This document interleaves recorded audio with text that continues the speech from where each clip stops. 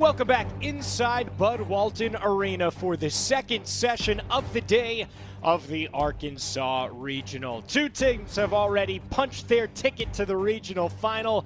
Kentucky and Arkansas are through. Who is going to join them here in Fayetteville? Well, it's going to be between these four teams. LSU, Minnesota, the seeded teams, as well as Oregon State and BYU. The top two teams from this session make it to the regional final, as well as individuals from Central Michigan and Boise State coming up as well. Hi there again with four-time national champion Anastasia Webb. I'm Alex Perlman. Anastasia, our first look at LSU, the number 2 team in the country, somehow still have not won a national title. This could be the year.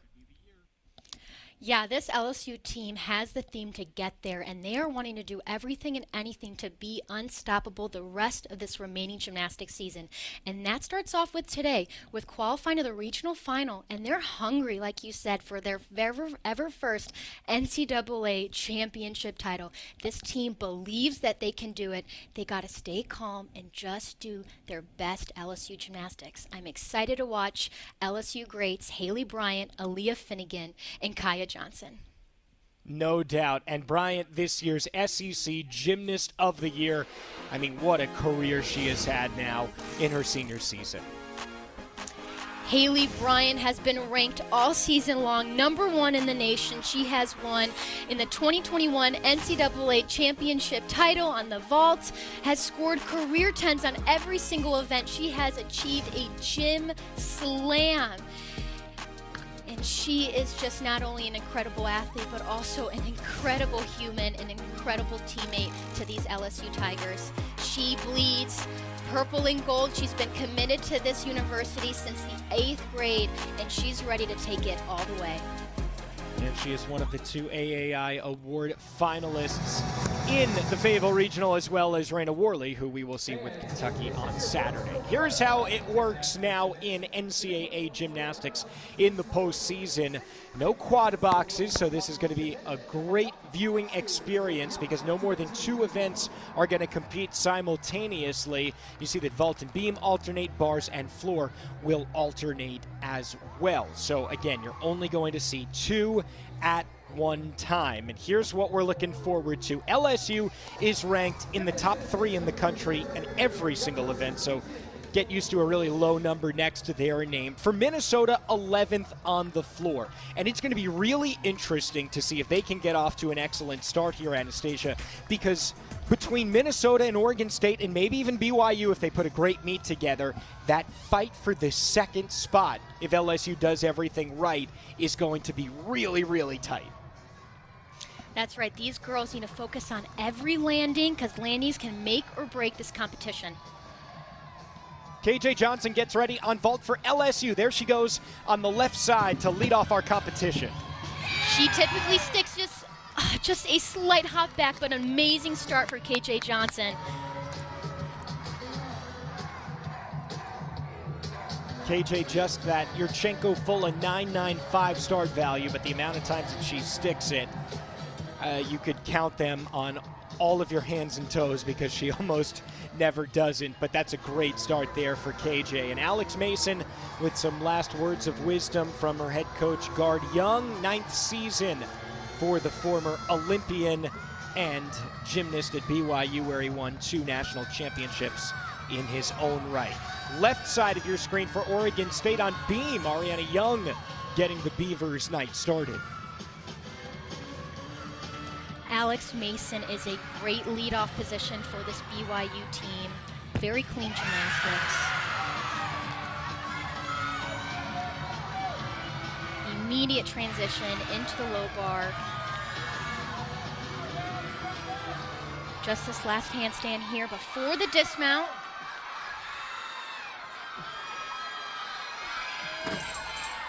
Double out. Finds the landing.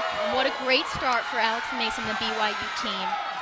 On the right side, we have Ariana Young on the balance beam. Left side instead. The Cougars are only in this spot because they had to go all the way to a tiebreaker in the first round against Boise State Counting all 24 scores for both teams, the Cougars declared the winner and they advanced here. Nice start, though, on the left side for Oregon State on beam, because Anastasia, this was a real problem for them at the Pac-12 championships. I mean, they were really on pace for at worst a high 197 score, but faltered on beam with a season-low 48.55, counting a fall.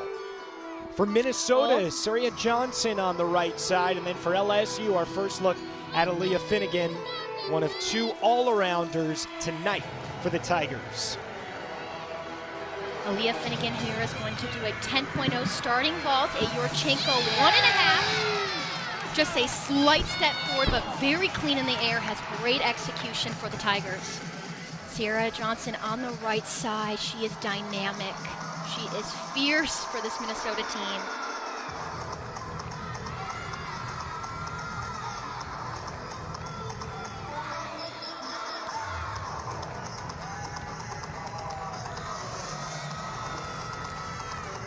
What a treat to watch Saria Johnson on this event. Minnesota can put up a big number on floor, especially with Gianna Gertis and Maya Hooten at the end of that rotation. Ends with a double tuck, great finish, and they have the goal in this first rotation to set the tone of this floor exercise. Minnesota and Oregon State are really going to put a strong performance together in order to challenge for that second spot. They're going to have to do just that. And we'll see what Sage Thompson on the left side of your screen on beam can do. Still waiting on Ariana Young's score to come in. There it is, a 9.825. Sage starting off with a very clean back handspring layout, step out.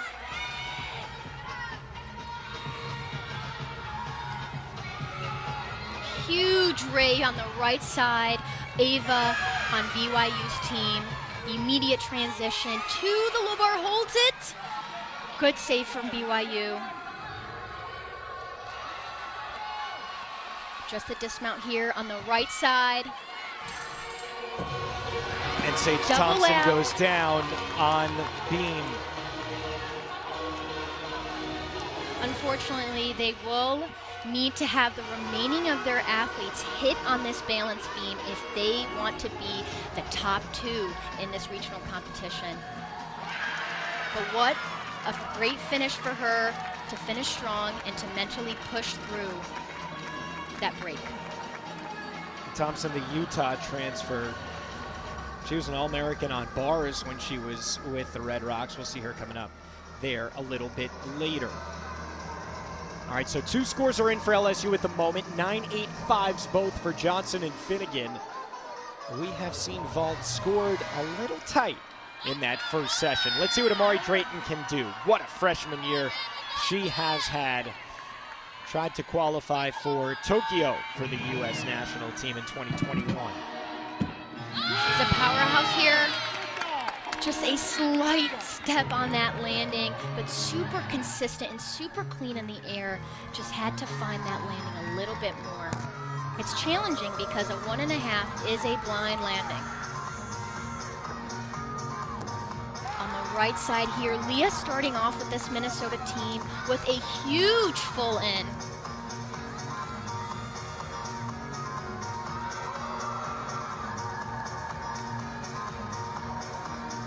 Sayarowski following up. Saria Johnson's 9.85. Excellent in the leadoff spot for Minnesota.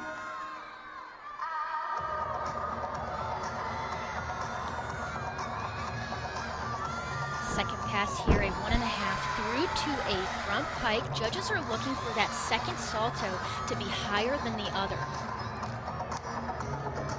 And she did just that.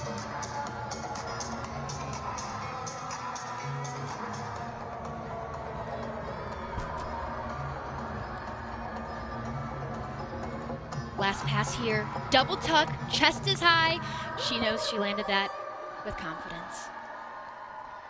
Trying to put the pressure on Oregon State already, but these are massive beam scores to come now for Oregon State after that Thompson fall. Buckner, McMillan, Esposito, and Carey really need to hit.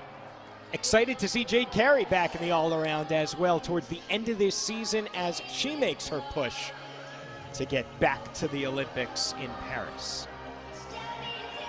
Here's Kylie Quinto on bars for BYU. Their scores 2.9775s.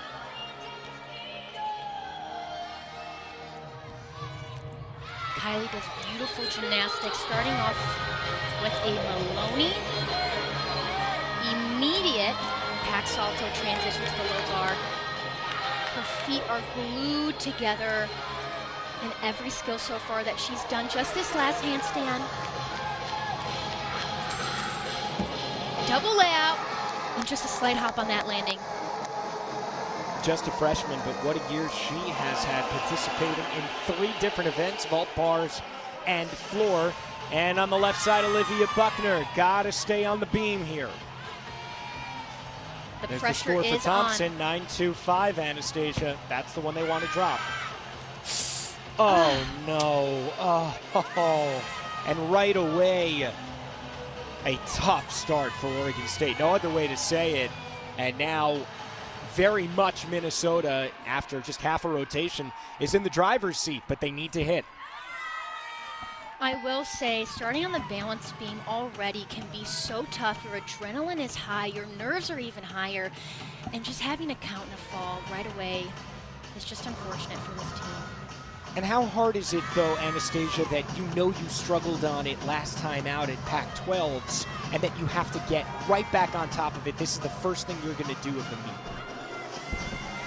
Yeah, I mean, they didn't want to have a sense of doubt going into this competition. They wanted to give their best shot, you know, and owning that balance beam and attacking it. But unfortunately, we all know that anything can happen in this competition, and they can still come back. Absolutely. Emily Cook follows up a couple of 9.85s so far for LSU on ball. You see on the right side of your screen, every score coming in. This is new for the postseason. Very excited to have this new tool for you. Savannah Shanehair getting ready to vault for LSU. The Florida transfer right now dropping a 9.85. Savannah Yurchenko 1.5. She was slightly a little bit off. If you could see, her feet kind of went past that white line. That gives the judge a sense of direction. That will result in a slight deduction because of that landing. And you could see some different scoring than we're used to throughout the year, because 2 judges in the regular season, there are now 4 in the postseason. So the way that it works is you take the high score, the low score, those go away, and then you average the remaining 2 middle scores together. So it could potentially affect the types of scores that we are going to see here tonight.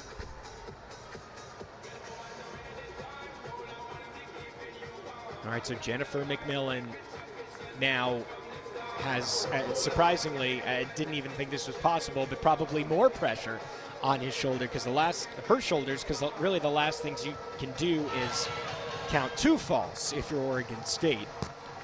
1 is tough enough, but let's see if McMillan can come through, because then you've got Esposito, who is the Pac-12 Freshman of the Year, followed by the gold medalist, Jade Carey.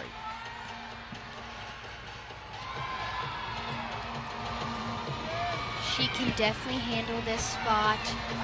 Kick over straight to a back handspring swing down.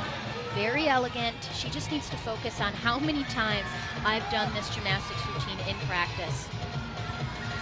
On the right side here, Lindsay sticks her double layout dismount. This BYU team is on fire.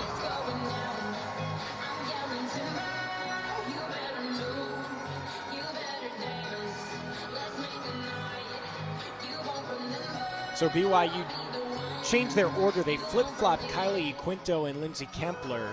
So that's why it looks like Kempler has been skipped. Cool. Keeping her cool on this balance beam. Just a gainer full. What a moment to bring back her team. and gain their confidence right back up before their anchor spot comes up. Really important routine there for McMillan. Lauren Pearl now as the scores start to build for Minnesota. 2 9.85s and a 9.9 with Gertis and Hooten still to come. And how about for LSU? Anastasia, 4 9.85s at the moment. This is the number 2 vault team in the entire country. So we'll see if Chase Brock and Haley Bryan can send them into the 9.9 range and put some room between them and the rest of the crew. She definitely can do it. Yurchenko 1.5. Just a slight hop. Again, these landings can make or break this competition. But you're right, it's unheard of for this LSU team to be having a majority of these 9.8s. The judges have more eyes. Like we said, we have 4 judges watching these athletes. Lauren Pearl on the right side here. Going into her last pass. Double pike. Impressive finish right there with her chest landing straight up. And just so everybody knows, that mat on the floor does not mean that's going to be a deduction. It's just noticing that an athlete wants a little cushion on their landings, and that's okay. Nothing wrong with that. Lauren Pearl only competed beam before this year and now has added 2 more events. You just saw one of them floor, where she put together an excellent routine before Gertis and Hooten. And now Esposito, just a freshman, and the weight of her team on her shoulders at the moment.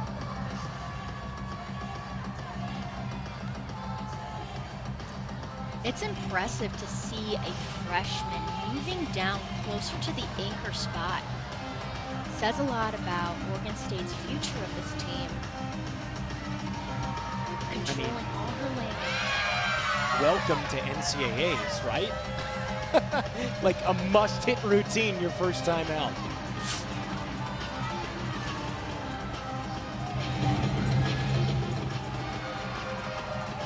Beautiful Maloney immediate pack on the uneven bars by Alyssa on the right side. Sophia on the left side on the balance beam holds on to that acro series. Just a dismount here for, she did have a huge step unfortunately on that landing. That may be closer to a 2/10 deduction.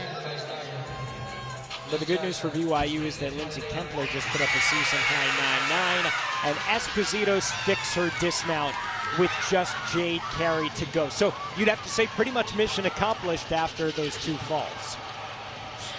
That's right. This team is embracing the pressure and fueling it for them for the rest of their team. Here's our first look at Haley Bryan, the SEC Gymnast of the Year, the AAI Award finalist, the holder of 16 perfect 10s, 9 of them coming on vault.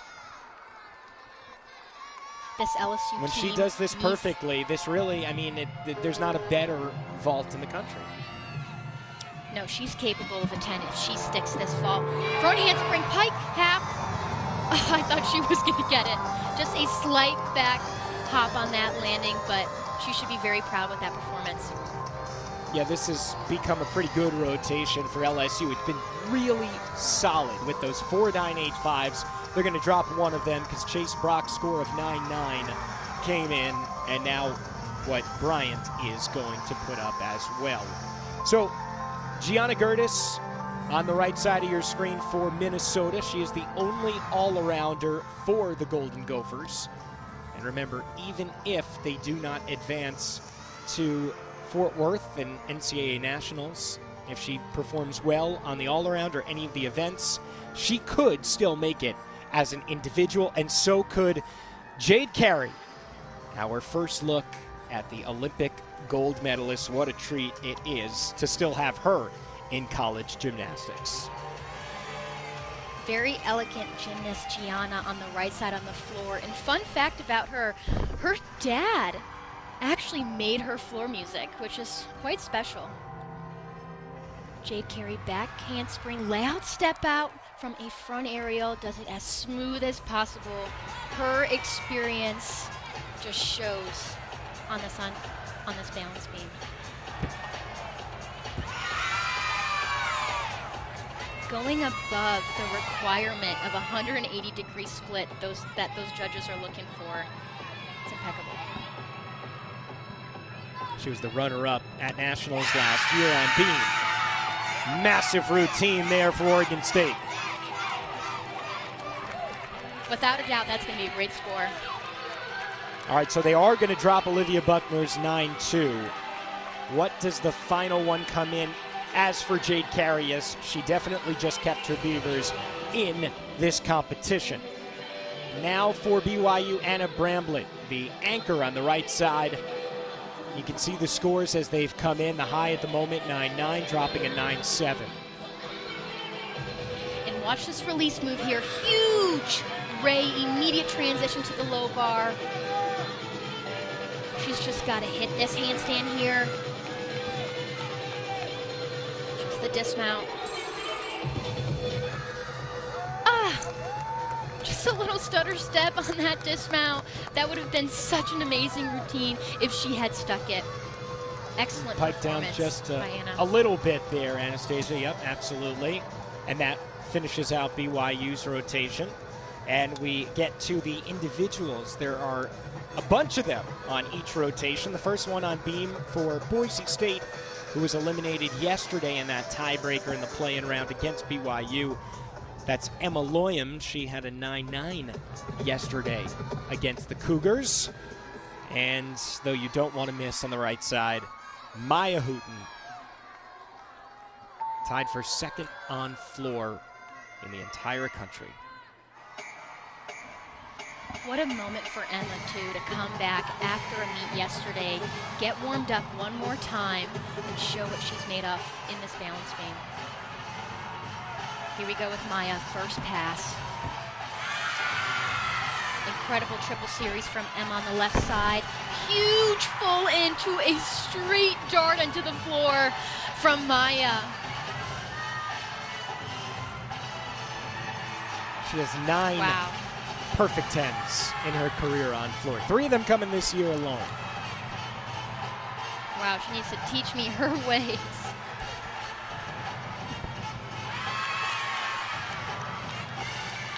Front handspring, front full to a huge front pike out of that. Definitely cannot take any deduction from there. And great finish from Emma on the balance beam on the left side. I'm sure disappointed not to be competing with her team, but certainly represented herself well there.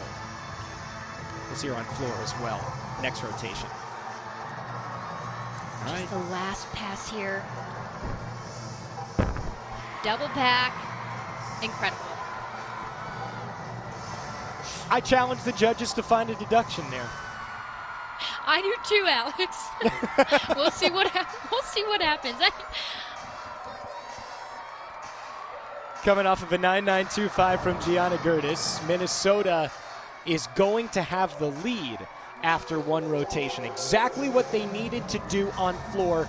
Their best event, set the tone. Fans from Minneapolis loving it as they made their way to Fayetteville. And the only question now is, do they reward Maya Hooten with her 10th career perfect 10? Now on bars, our first look at the all-arounder from Central Michigan, Luciana Alvarado-Reed, making a regionals debut, but Anastasia, she has competed in some very difficult environments as well. How about in Tokyo? That's right. And she represents Costa Rica in the 2020 Olympic Games as well.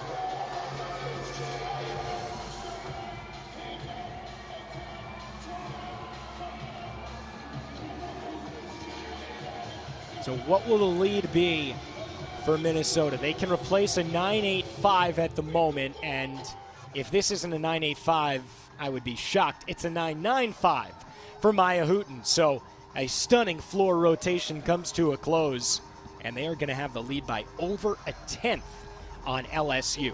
Though, remember, it's between second and third that is really the race to watch for. And at the moment, it is going to be BYU in third, but trailing by more than 0.3 to LSU.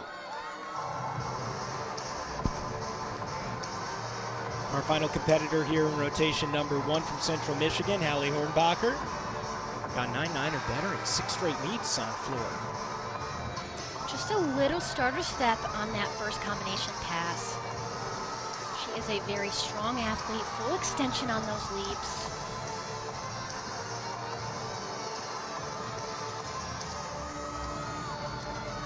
Giving it all she's got in this competition.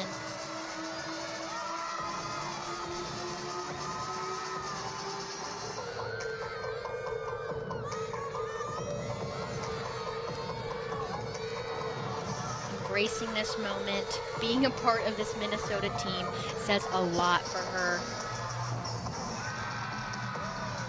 Cheering her on, and she just slightly a little bit forward on that landing, but raises her chest up so judges can't take a whole lot on that landing.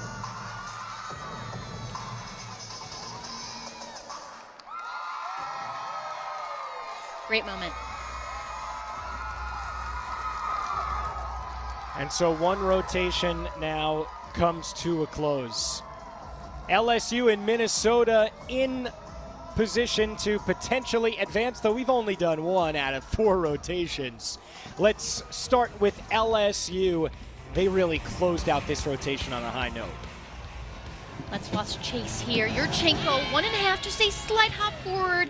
Clean execution in the air. Haley Bryant here, outstanding. Just impeccable, the amount of height that she gets in distance.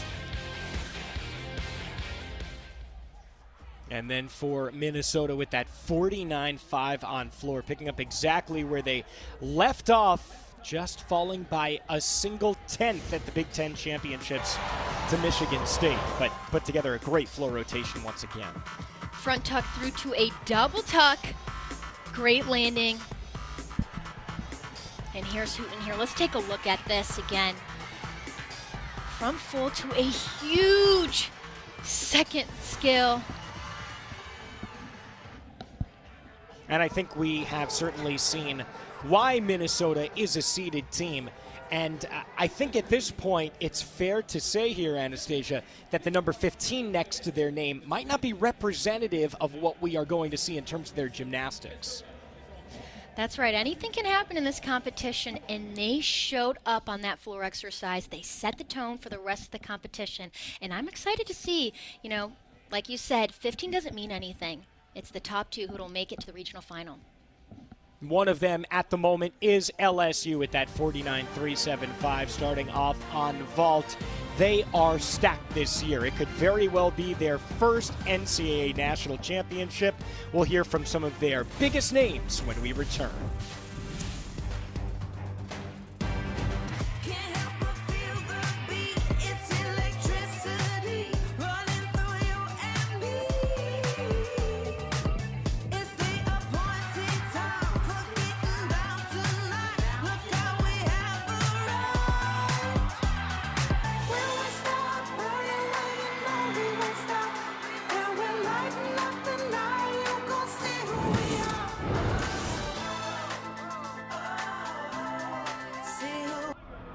Just enjoying it with my teammates. I love each and every one of them. I love LSU, I love Louisiana, so kind of just giving my one last season of gymnastics to every single person on this team and every single person that supports LSU, and I'm just really trying to enjoy it. I think we're all on the same page and we're all going full speed ahead, and so it's just rinse and repeat at this point. That's what makes us kind of come together. We all have the same goal, and I think you're really going to be excited about this upcoming season. My team had a whole season to compete even after I got injured, so I just learned to be more vocal and to contribute to my team in other ways than just gymnastics. The sky's the limit for this team, and it's my last year here, so just enjoying every single moment and just not taking anything for granted and just leaving with no regrets. I'm most looking forward to just seeing where this team goes. You know, Haley said earlier that the sky's the limit, and I think that we can even go above the sky. We have so much talent, and we've been working so hard, so I'm just excited for us to go out there each week and show everybody.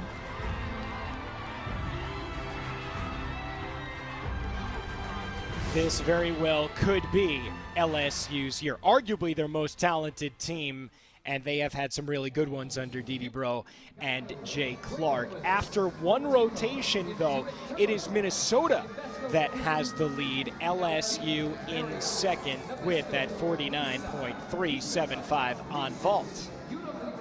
Alex Perlman, Anastasia Webb back with you. And for LSU, as they head to bars now, Anastasia, one of the things we saw on vault, dialing in on landings. They weren't quite there. Got a great chance now on a great event for them. Yeah, when we spoken to Jay Clark, head coach of LSU, their biggest priority was only focusing on those landings. And that's exactly what these LSU Tigers have to do, because this will make or break this competition. They need to come back on these uneven bars like they know they can and stick those landings. Yeah, we mentioned that LSU is top 3 in every single rotation so far this year, and they are 3rd in the country on bars. Their NQS 49.6, so they are capable of some massive scores here. Minnesota has the lead after one rotation. They are 19th coming up on vault. This is one of their weaker events, so it'll be interesting to see now if the Golden Gophers are able to hold on to that advantage. We kind of figured that coming into this second rotation, Minnesota would have to have done well on floor in order to put some space between themselves and Oregon State and BYU and even LSU, and that is exactly what's happened. So we start off on the right side with LSU on bars. Alexis Jeffrey, who has been feeling a little bit under the weather recently, been feeling a bit dizzy, just started training again this week, but great to see her ready to go.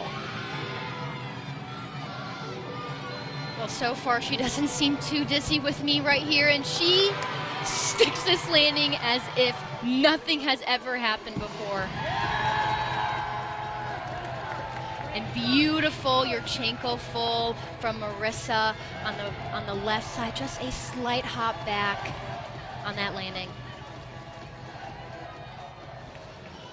And so the two leaders are back underway here in rotation number 2. Minnesota vault, LSU bars, BYU about to begin on the beam on the left side of your screen. There's Alex Mason readying to start. And for Oregon State, who now finds themselves trailing and in last place after one rotation, start with Caitlin Garcia on floor. Alex is very precise on the balance beam here. She is in a great leadoff position. She is solid as a rock.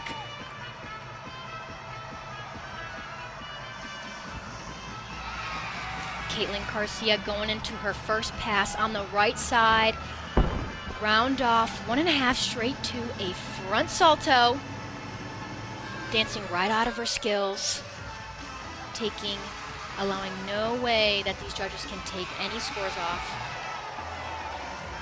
Beautiful extension on the left side of Alex Mason.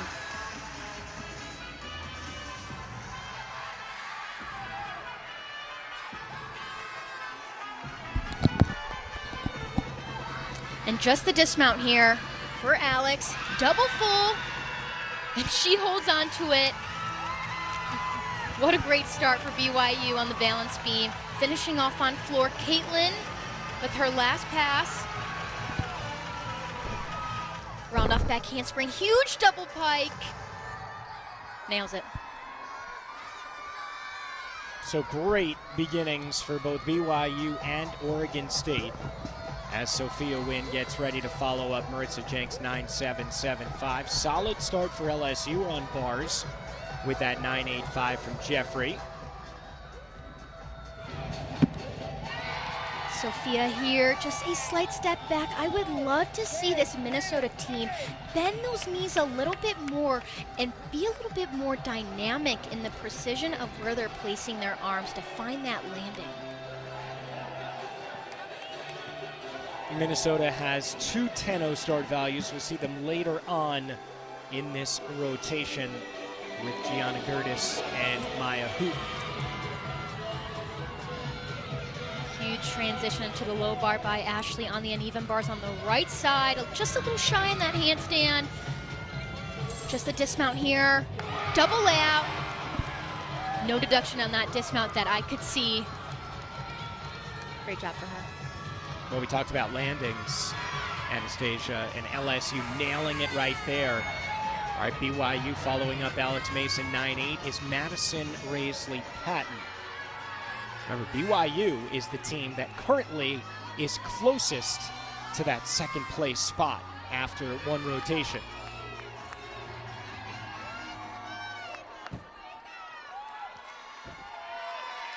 Great finesse of that front aerial to that split jump extension. Some of the best beam workers are pretending that they never wobbled.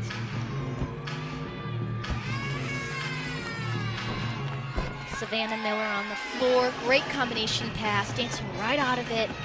High energy on that floor routine so far. Back handspring, layout step out. Just a slight loose back leg on that in the air that I saw right there. Judges will take a slight deduction on that.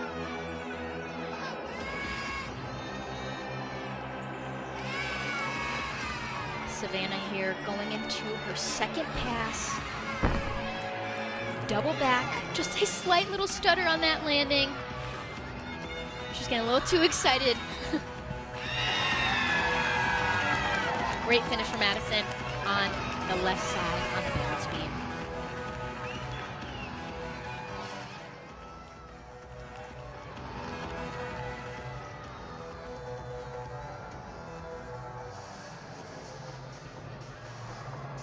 And there's Lauren Pearl following up a couple of 9.775s for Minnesota so far. Looking to increase those scores as the rotation goes on with Gertis and Hooten at the end of this lineup. On the right side, Miller finishing off another terrific floor routine. Garcia's leadoff spot was a 9.85. Let's see if Lauren can find this landing. A little bit better, just a slight step back, but she finishes it with precision. And here's our first look at Kaya Johnson. She did not vault, has been doing the all-around most of the year. And what a comeback it has been after tearing her Achilles early on last season. Battled back to do all-around just about a year later, even less actually. And it is so great to see her in the postseason once again. What a superstar. A lot of athletes cannot say that, coming from such an injury and just dominating and participating in this LSU lineup is already hard enough. And she just does it with excellence. Just something to keep in the back of your mind for this weekend. That is the only event that she does not have a 10 for in order to get the gym slam. Her career high in 9.95. So just something to think about. I'm predicting a 10 in her future. Ariana Young on the right side. Nothing below a 9.825 at the moment for Oregon State, trying to bounce back again from counting the fall in that first rotation and scoring just a 48.625.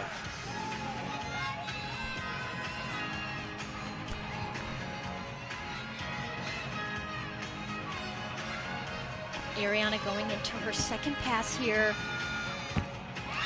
Double back, and on the left side, smooth transition from that forward skill to that backward skill from Mina on BYU. Wow, talk about flexibility. Ariana showing that off in her floor routine right here. Shoulders hyperextended or something.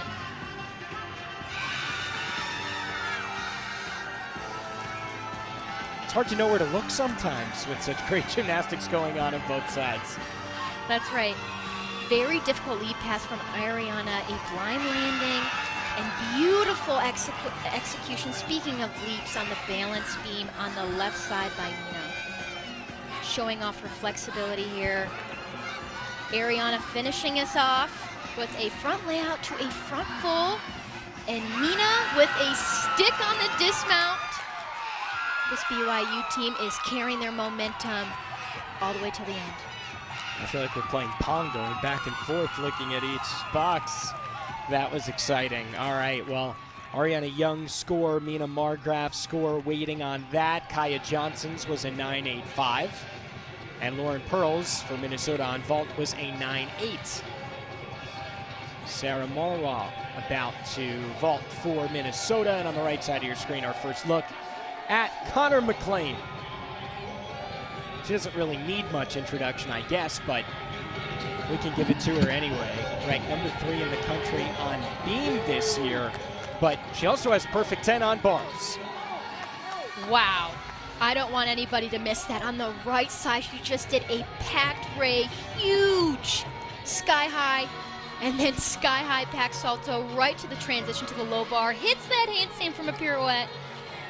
Let's see if she hits this handstand right here. Just a little shy. Half in, half out. Wow. I have no words. Sticky That feet was right amazing. there for Connor. Definitely.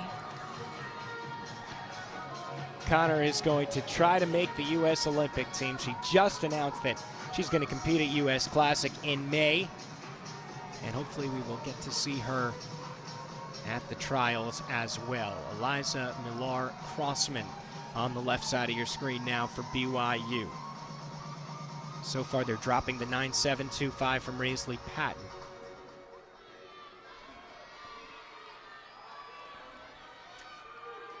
Back handspring layout, step out, holds that landing from BYU Eliza on the left side. Anastasia, for Sage after falling, getting right back onto floor, are you looking to just try to get that out of your mind and go back and compete as quickly as you can on something else? The best athletes will shake off that fall and get back into their momentum and what they believe that they can do the very best on the next beam, on the next event. And so far, she's doing just that. Sometimes a fall just fuels your fire and just says, "Hey, I'm not going to do that again. We got to win this thing."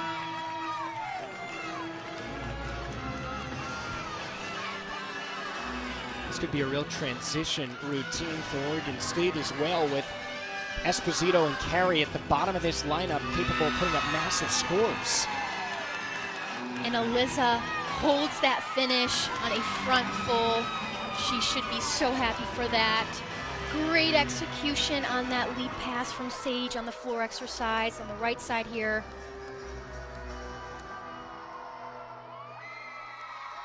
Great job for her. And that was kind of a statement, wasn't it, that Sage Thompson is not going away. Former Utah gymnast.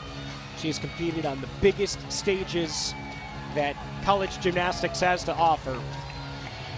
And so she bounces back well. All right, last two now for Minnesota. Both of these are 10-0 start values, starting with Jenna Gertis on vault. They need this landing. She almost had it, just a little bit too much power, and just had to find that landing a little bit more easily. And we are seeing the lack of sticks right now for the Golden Gophers really affecting their scores. Counting a 9.775. Back to the right side, LSU, Shane Hare.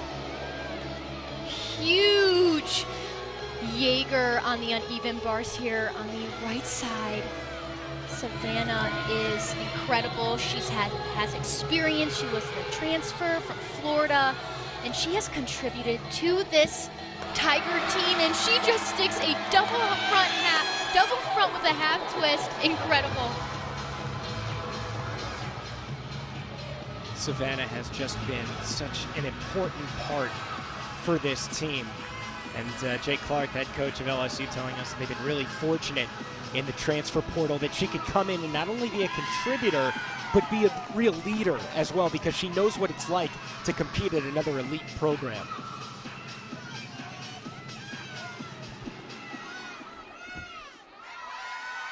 Elise Rowland's very smooth transition on the balance beam, holds that landing. I would have loved to see her a little bit more pressure on her front foot. Finding her happy place on that finish. BYU's putting together a great beam rotation at the moment, coming off of their season high of 197.025 in their first ever Big 12 championship. Wow, and just a statement for that beam routine. Beautiful execution on her leaps from her hips to her toes, above 180. Judges are looking for that overextension.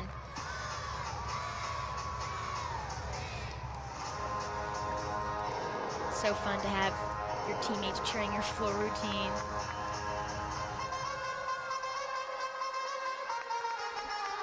Maya Hooten on the left side, ranked 8th in the country on vault. She just tied for the Big Ten vault bars and floor title at a 9.95 on floor. She can be spectacular here, and she is. Oh my God. What a moment. This team needs it. And what a special moment for her to hug her coach. That, Alex, it's got to be a 10. It was as flawless as you can have out of vault right there for Maya Hooten. Hugs from all her coaches, including the head one, Jenny Hansen, in her 10th season at her alma mater. What is the score for Hooten? We thought that the floor routine might have been perfection, but that vault might have been even better. I agree. And Brinley Anderson will anchor BYU on beam to close out a very strong rotation right now. Haley Bryant to finish off LSU on bars as we wait for Shane Hare's score. The confidence that I see from Brinley on the left side on this balance beam is incredible. Smiling, she's dominating it.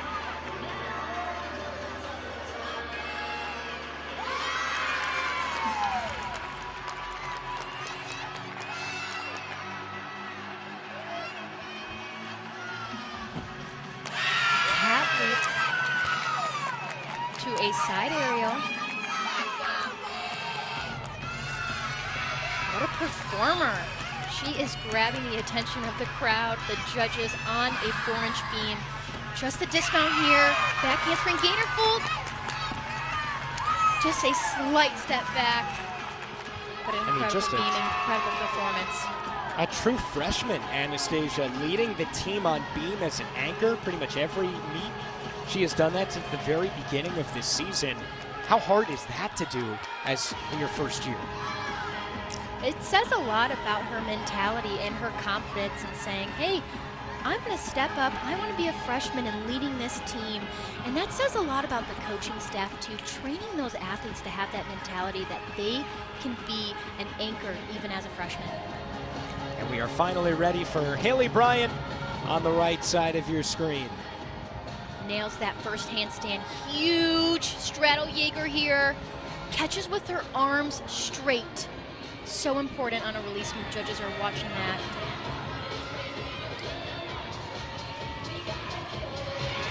Watch this dismount here on the right side. Very difficult. Double front with a half twist. And just a hop on that landing. Great performance from Haley. And so it's another strong rotation for LSU at the worst of 49.375, depending on what Haley Bryant's score comes in as. Elizabeth Cesaron on the left side from Central Michigan, an individual competitor on vault. Very clean, Yurchenko full. Let's remember that does start from a 9.95 start value. And she did a great performance on that. Now let's enjoy the right side now. Jade Carey, who won gold at Tokyo on this very event.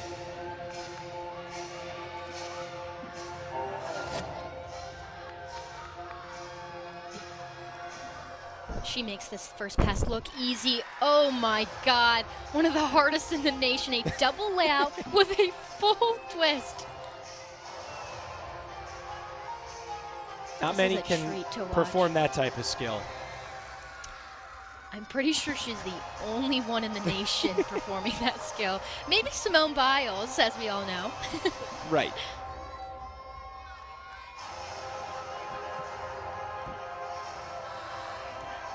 And Luciana could not stay on the beam. That'll certainly hurt her all-around score for Central Michigan as an individual. She did look a little bit crooked on that takeoff, which resulted in that fall. Jade Carey here on the right side, front tuck, through to a double back. No question about that. She's looking like she's Olympics ready at this point.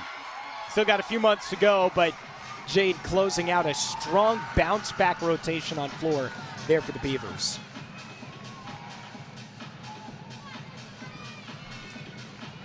Luciana here trying to maintain her focus. Dismount here, gainer pike, beautiful dismount and great performance by her despite that break on fall.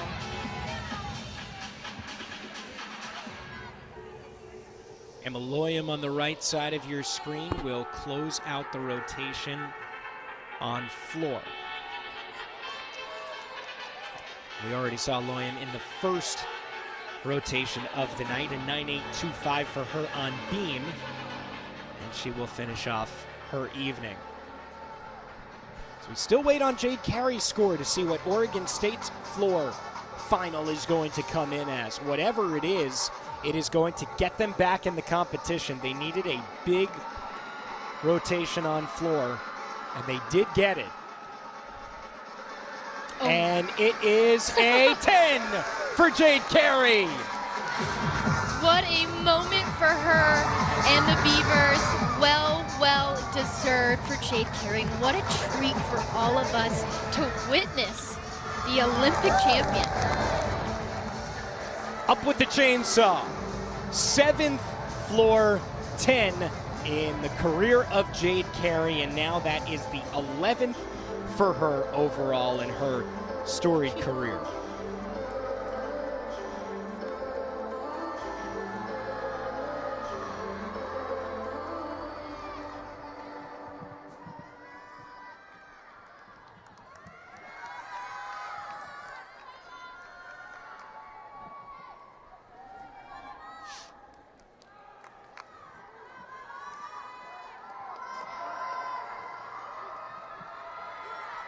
The suspense for waiting for your music.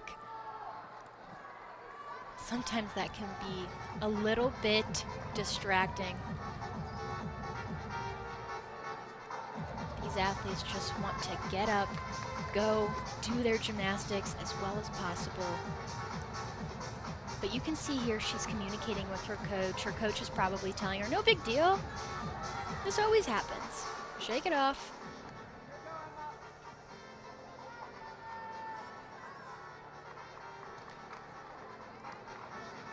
By the way, I shorted Jade Carey 1 perfect 10. She actually had 11 coming in now that I double checked. So that's a dozen for her. Want to make sure they're all accounted for. None of them are easy. And so that's the 12th for Jade Carey in her career. And remember, she's only a junior. So exciting to have her. And honestly, this new era with all of the elite gymnasts coming in and like Suni Lee, you know, coming in, really gracing us with their presence in a lot of ways to see what they can do in college. And also I would imagine, Anastasia, you know, being a former elite yourself, that team aspect really does make a difference. 100%. And like you said, being able to not only represent your university, but USA is such a privilege. And, you know, being able to fulfill both is incredible. All these girls, I will say, had probably a dream of going to the Olympic Games, and being able to accomplish both is something so special.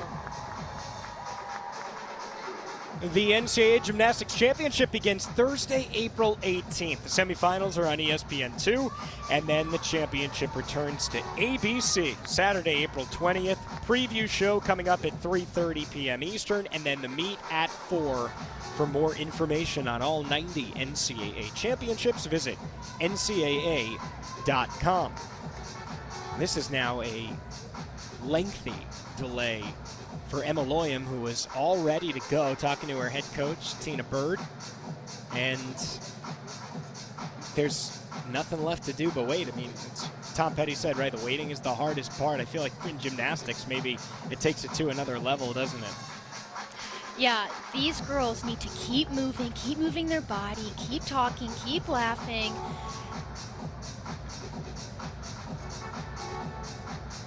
So we're having a music issue. And obviously you can't do your floor routine without the music. I mean, we could all start clapping for her. You could start singing too. If you know her music. That will be on you. That's on me? You're going to put that on me? Yeah. It's a great crowd here in Arkansas. At Bud Walton Arena for the first time, which is the basketball arena on campus, which seats 20,000. And just recently, under Jordan Weber, Arkansas has started competing at this venue. They've gotten huge crowds already against Oklahoma and Nebraska this year, and setting the tone for NCAA regionals. And here we go. Emma Loyam for Boise State.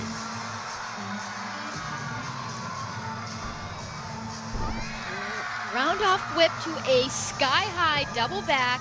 She had no problem waiting around for this. Having fun out there. Switch half to a Popa to an immediate straddle. Very difficult lead pass.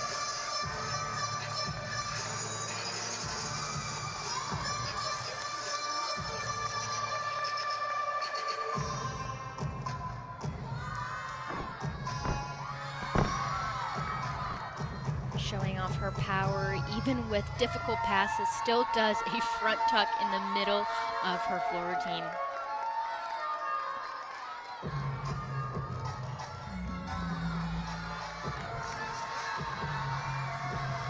Way to finish off this floor routine for her. A double pike. Oh, no. Just on the final pass. Yeah, she had a little bit too much power. She should have opened up a little bit earlier to find that landing. But no worries, she'll just shake that off. She had an amazing beam performance and a great first half of that floor routine. And so that finishes off rotation number 2, which was dominated by Jade Carey's perfection.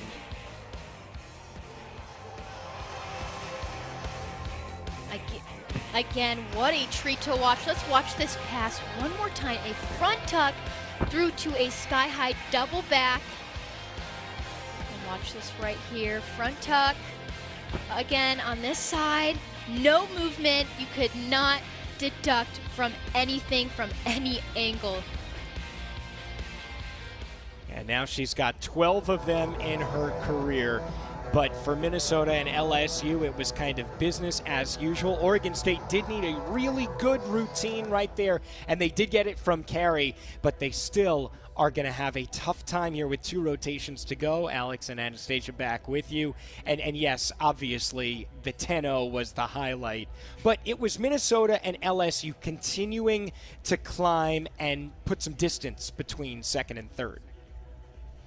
Both of those teams are bringing the fire. They need to count and be precise on those landings, because those landings are going to matter. The top 2 will qualify to the regional final. It is neck and neck with those 2 teams. And LSU still has the dreaded beam as well as floor still to come. But right now, a little bit of cushion between the Tigers and the Golden Gophers. We'll look at some of the past champions in NCAA gymnastics, and can the Tigers finally join that list? We'll find out.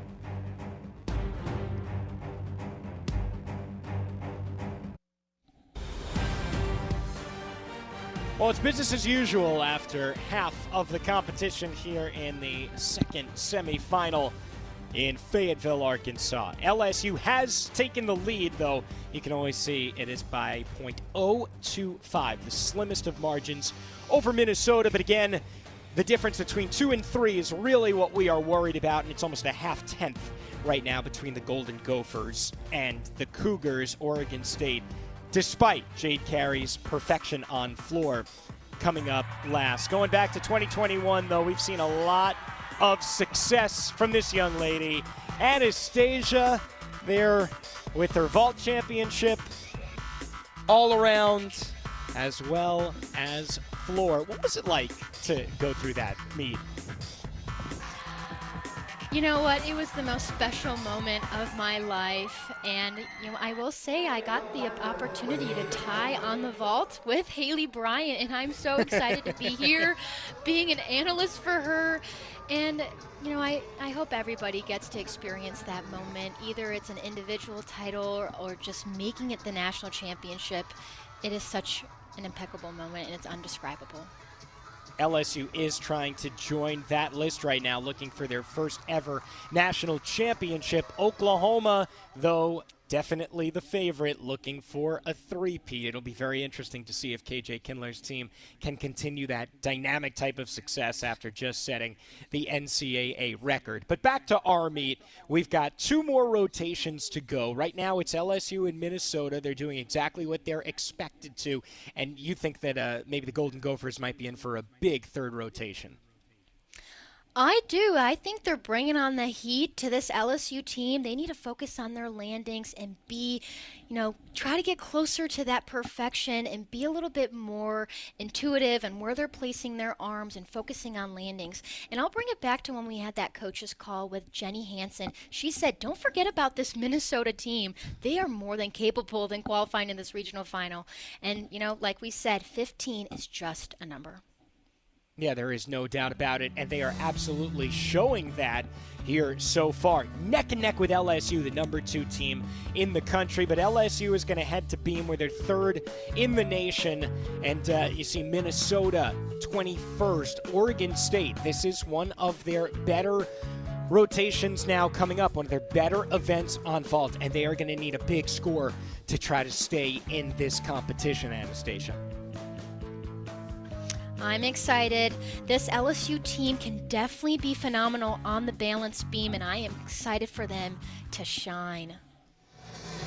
They come in with an NQS just over 49.5. As a team, 198.215 is their highest national qualifying score heading into the postseason in program history. So LSU will be on the beam. BYU on floor. Oregon State, we mentioned, goes to vault. Minnesota on bars, where they are going to look to continue this momentum that they set up already. Had a very good second rotation as well. Just what they were looking for. And here we have former AEI award winner calming her LSU Tigers down, calming them down before the balance beam.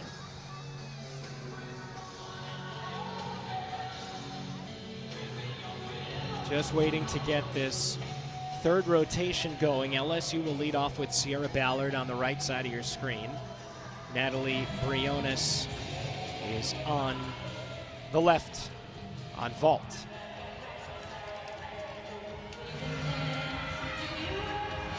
Here we have Natalie starting off with a very clean Yurchenko full. Just a little stutter step on that landing. She was too eager to salute to the judge. Nowadays, these gymnasts need to hold the landing for about 2 seconds. There's no more of that college salute anymore.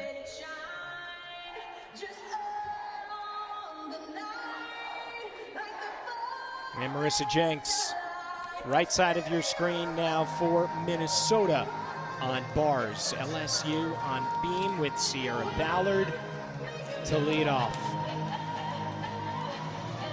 Serena here on the left side. I will say she owns this leadoff position. She is confident. She is fierce.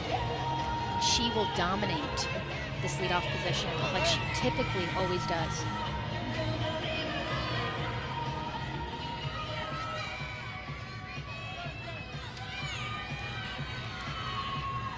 Back handspring.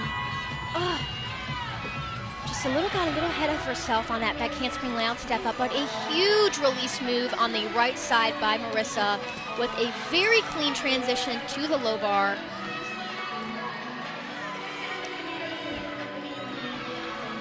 A little shy on that cast handstand. Beautiful execution on the left side of those lead pass on the balance beam, and Marissa just nails that landing and drills it down to the floor. Good start there for the Golden Gophers. on bars. First score in of the third rotation is a 9.75 for Natalie Briones for Oregon State. Serena to me seems a little bit Sierra on this balance beam seems a little bit nervous, but that dismount just highlights her confidence and to get this LSU Tigers started. Stayed on the beam, which is the most important part. You get 10 more hits at this point. LSU is going to be there Saturday night against their SEC rivals, Arkansas and Kentucky. There were 3 SEC teams in the Fayetteville Regional. There's a good shot that they comprise 3 of the 4 that we get a chance to watch on Saturday night in the regional final. Caitlin Garcia for Oregon State.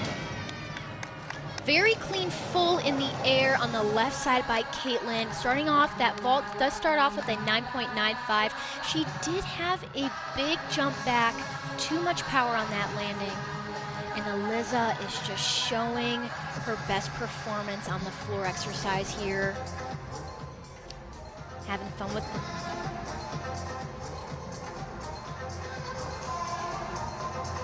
Eliza playing with the crowd, playing with her teammates, all at the same time with doing high-level skills. Quite impressive.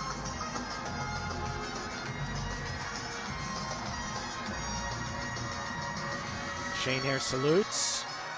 Her first beam routine of the year was at SEC's with a 9.85, now competing beam in back-to-back meets. Savannah has become a leader for this LSU team. She is calm and confident, and like you mentioned, she has competed multiple times in very high, immense pressure situations and has been able to handle it.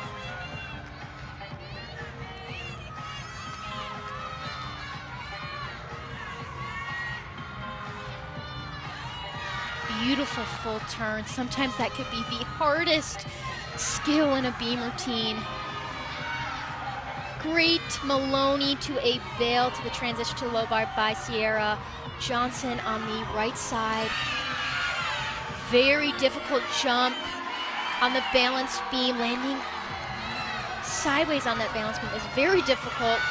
And what a statement from that dismount from this Minnesota team. They are listening to our conversation. That dismount was fantastic for Soraya, and that was pretty good for Savannah as well for LSU, following up Sierra Ballard's 9.85. So even though she did have that step on the wobble, did not get dinged too much by the judges for it.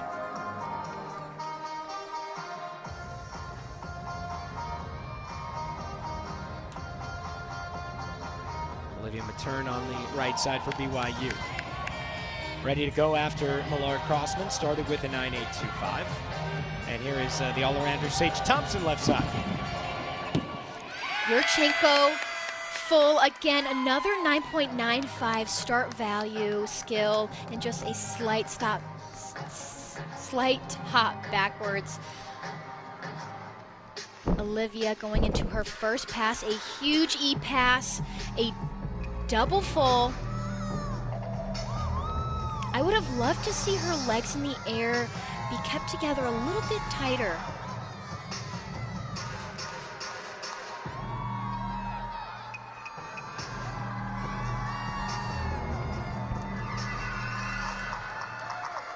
Here is Connor McLean on the left side, who has one perfect 10 on beams so far in her freshman year.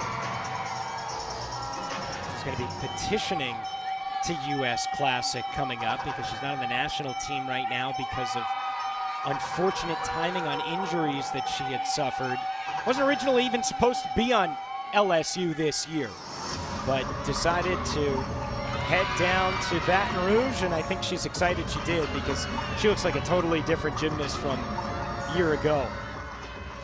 I want everybody to take a look at Connor McLean on the left side and the way that she performs her skills to the full execution, her toe point, her leg extension.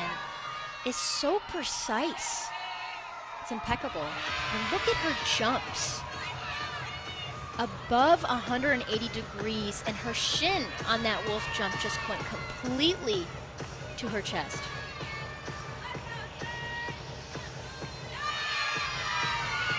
Beautiful full turn. So calm, so composed.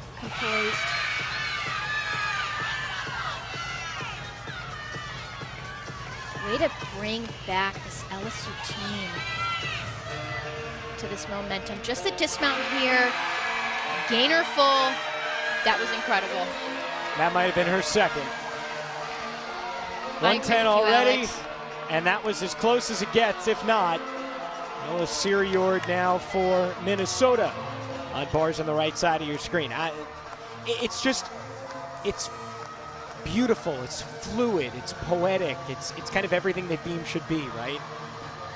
That's right. Judges are looking for that rhythm and that fluid motion with a combination of dynamic skills but also beauty. Right here on the right side, she hits that handstand and back on over to the right side on the vault. First Yurchenko, 1.5, and she holds on to that landing.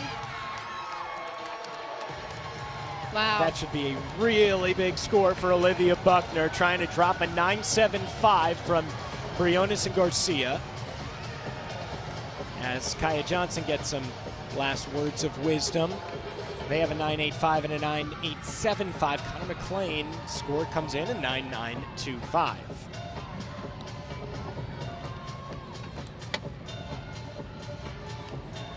And so now right side of your screen for BYU, Sophie Dudley. Low score at the moment for BYU, a 9.825. Let's watch Kaya Johnson, though, on the left. Kaya Johnson on the left side on the balance beam. She is dynamic. She is more than capable of getting a 10 on this event.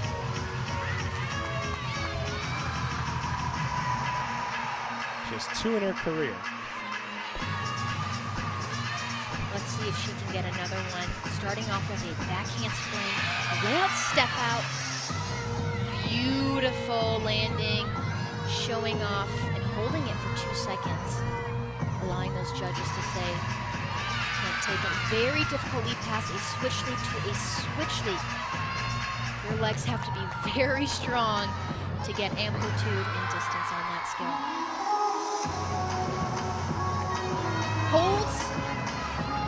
Holds that front toss. I think everyone was holding their breath there.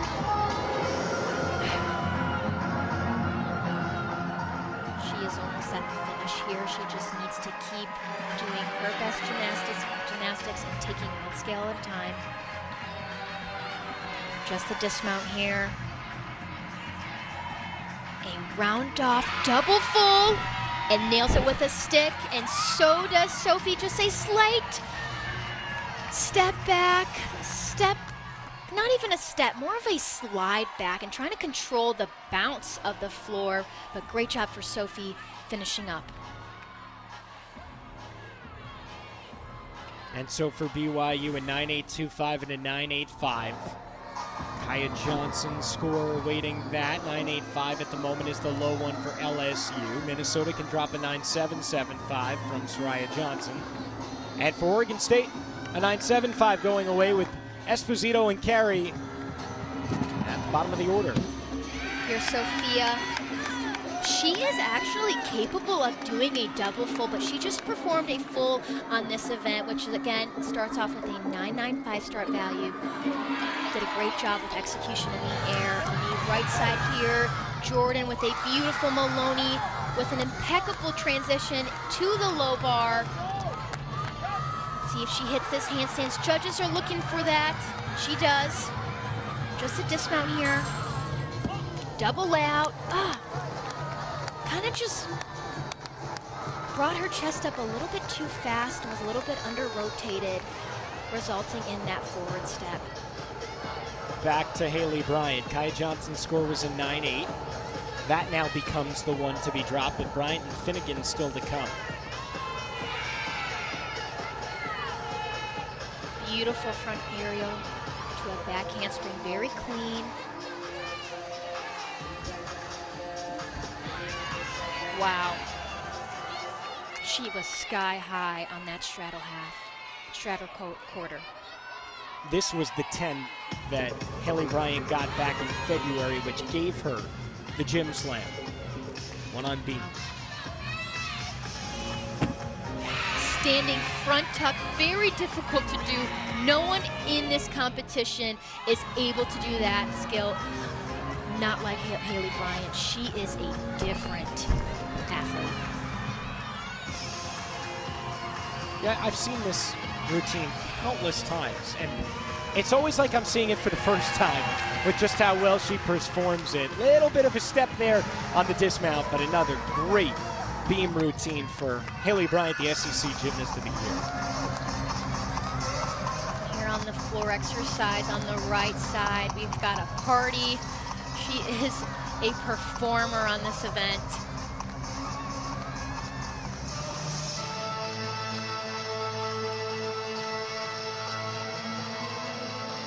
The amount of cardio she probably has to do to keep up with this energy, it's got to be a lot.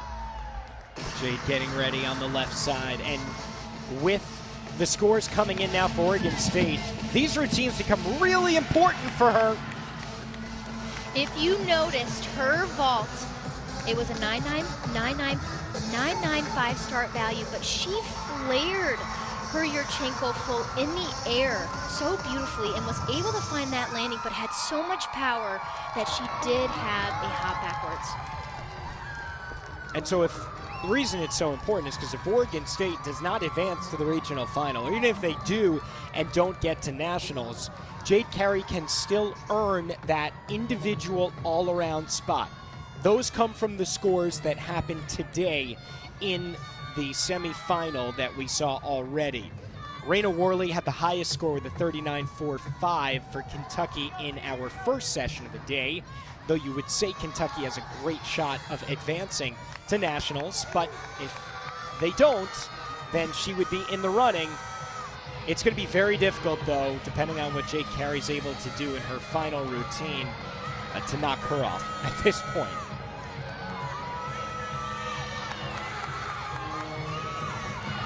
Talk about one Olympian and Jade Carey to another one that is about to earn that honor. Aaliyah Finnegan will be the first female gymnast to ever compete for the Philippines coming up in Paris. Mom Linnabelle was born and raised there. What a treat to be watching Aaliyah Finnegan. Very, very difficult triple series, 3 flips. She holds onto that landing. She is a phenomenal beam worker. Her toe point, her knees, always straight. The confidence that she exudes from this balance beam is something special. Beautiful front aerial. Following up Haley's score of 9.8.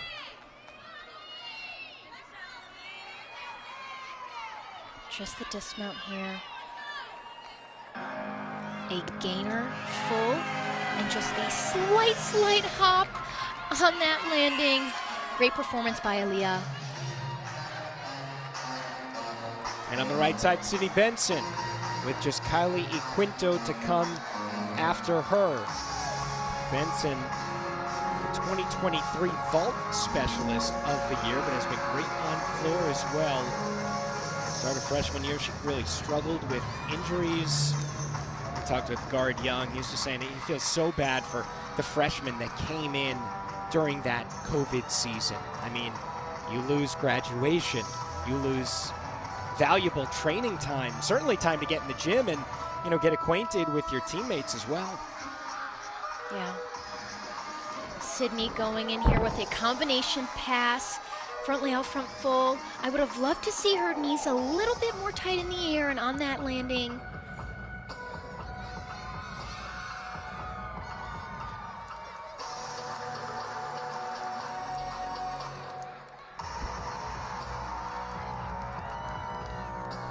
Finishing off here with her last pass.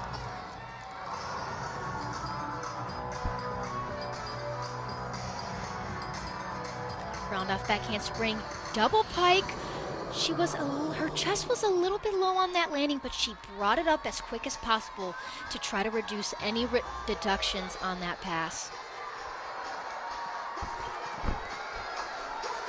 Waiting on LSU's final score on beam, but an individual competitor, Emily Lopez from Boise State, will mount it now here to end out rotation 3 on beam.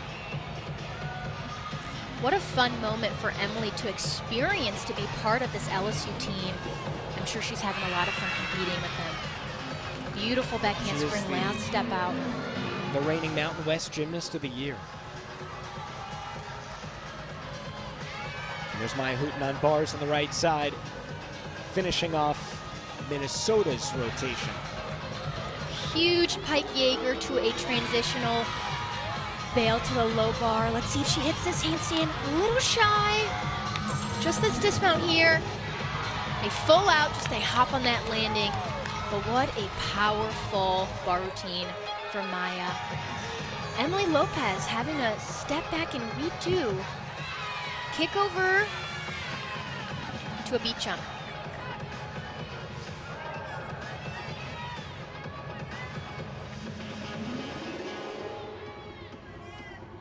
I love her attention to details on her fingers, the way that she finishes all those skills, and she finishes off with an exclamation mark on that landing. Emily Lopez, an embrace from her head coach, Tina Bird. Excellent beam routine there for the individual competitor. All right, now Kylie Equinto on floor. Finishes off BYU's very strong rotation. Look how consistent that's been. Every score 9.825 or 9.85. I want you to watch this first pass. Huge double pike.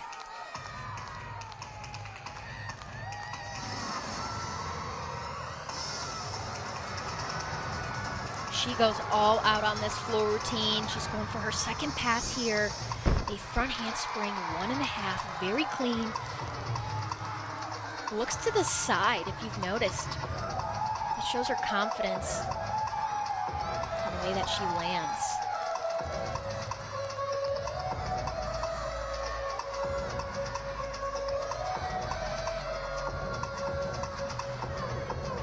A lot of times these athletes have a theme in their floor routine. I remember when I was competing my senior year, it was a jungle theme. And sometimes How'd you come up with that one? It was KJ and I.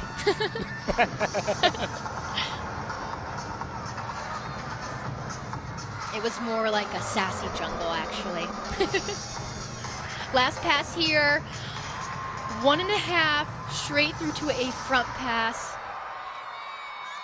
Beautiful. Lets it all out on the floor.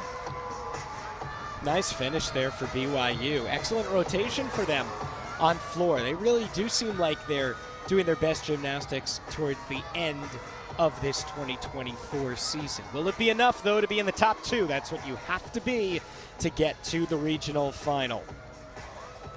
To bars. Courtney Blackson for Boise State, the senior with a career high of 9.95. She competed yesterday as well against BYU in that play-in round and put together a team-high 9.825 routine.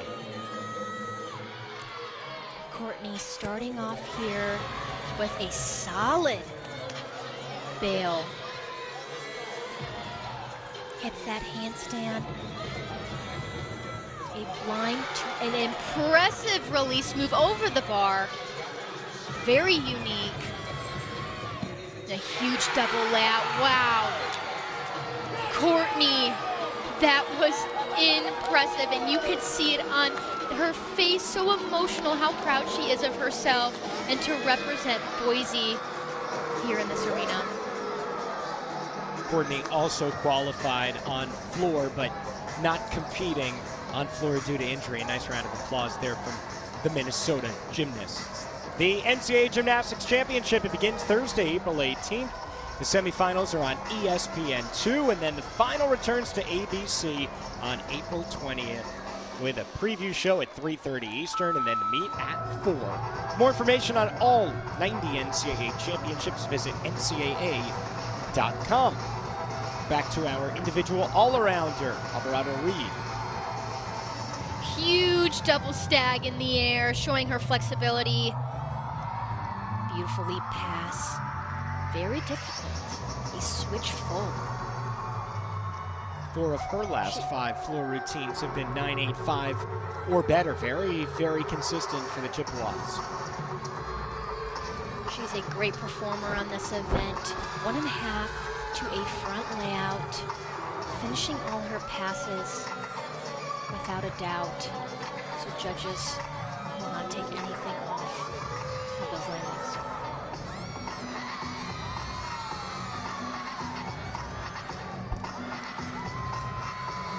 Beautiful. We got some Britney Spears going on here, and she is performing it to the max.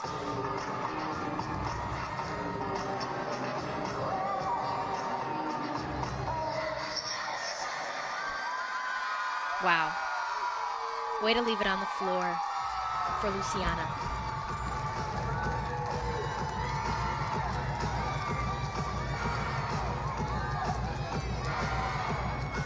So that brings rotation number 3 to a close. You see the scores on the bottom right of your screen right now. It is LSU and Minnesota who are in position to qualify to the regional final on Saturday. And BYU, though, is not too far behind.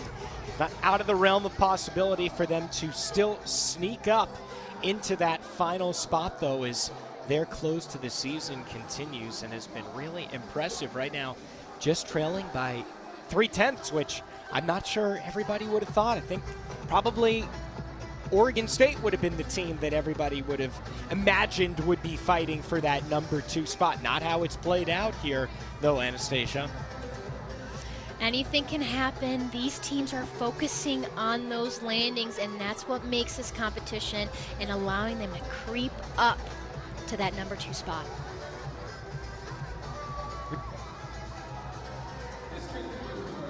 And so 3 rotations in the books right now. LSU and Minnesota are in at the moment, but things can change. Penn State and Alabama have already advanced earlier on today. That was in Michigan, and now here in Arkansas, Kentucky, and the host Razorbacks will be in. We'll update you on all the brackets when we come back to Fayetteville.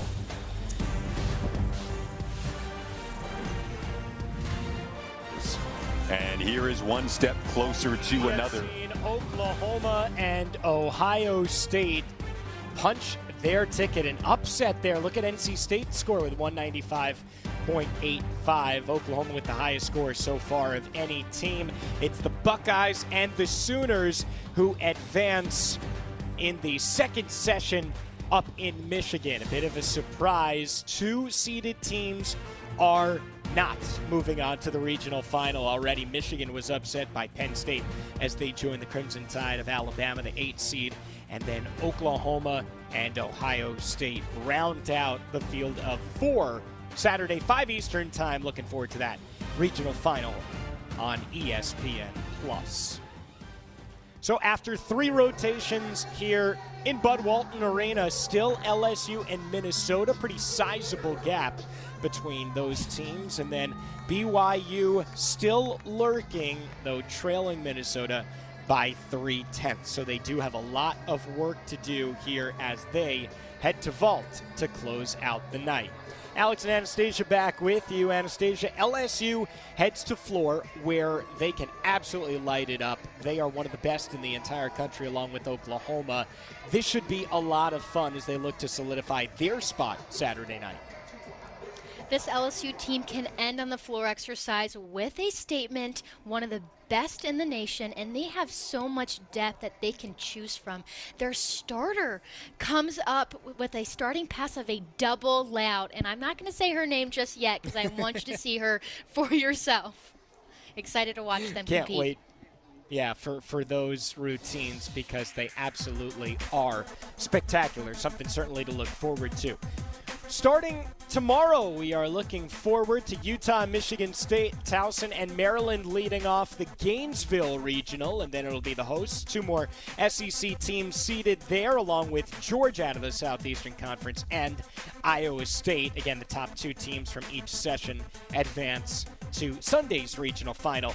And then all the way west in Berkeley, Denver and UCLA are the seeded teams in the first session, with Arizona State and Washington. How about 3 current Pac-12 teams right there? And then Cal, Auburn, Stanford, and Southern Utah, who was able to defeat San Jose State in the play-in game this afternoon.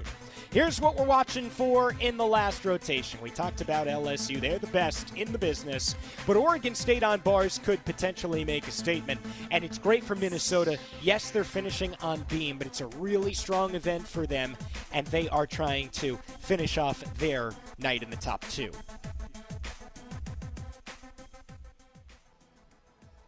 And so here we go. BYU on vault, Oregon State to the bars, Minnesota on beam, and LSU on floor.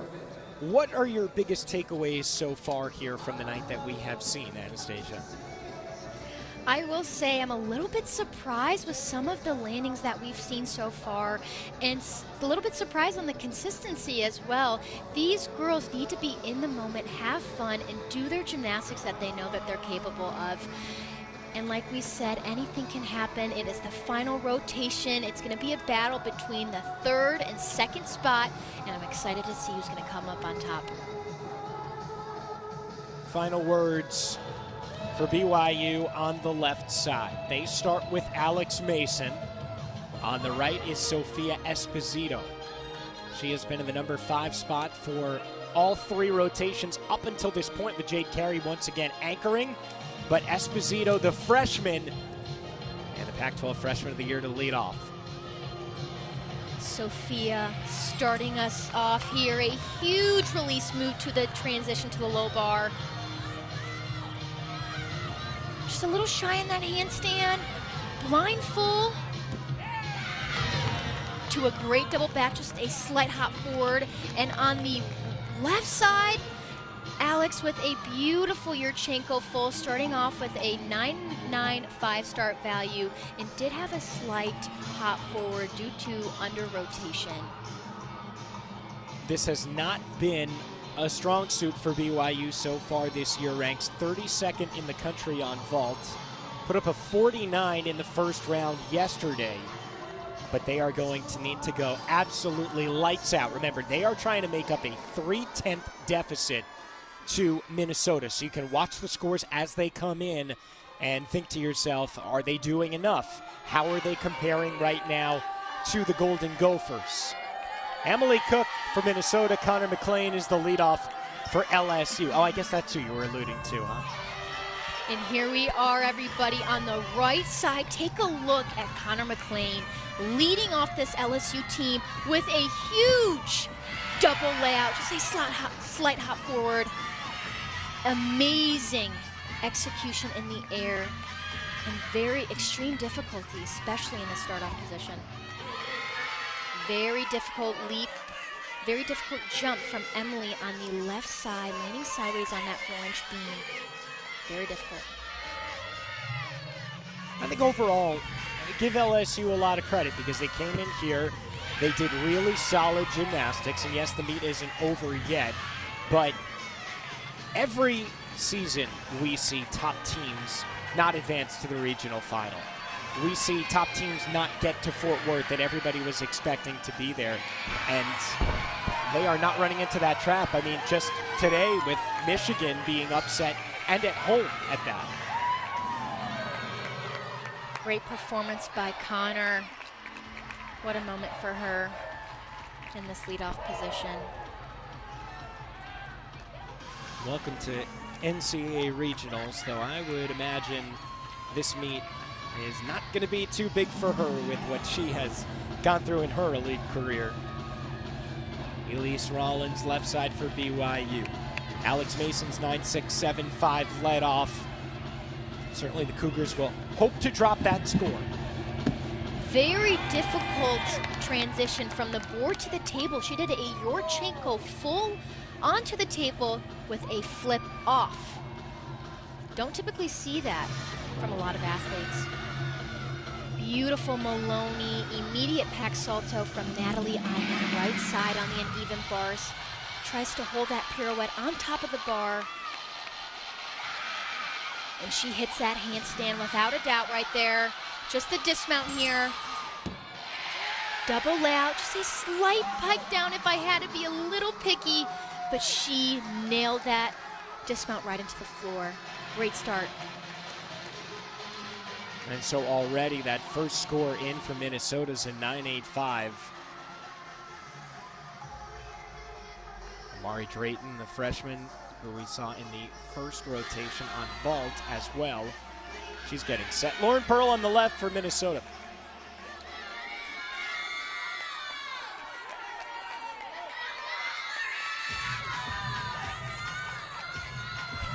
Starting off here, Lauren with her back handspring layout, step out, and Amari on the floor exercise with another huge double layout in this lead off. And that follows up Connor McLean's 9-9. That's the way you get going if you're LSU on floor. And their goal is to continue that momentum. 9-9 or higher all the way through to that anchor position. Lauren on the left side holds that side landing. Very difficult.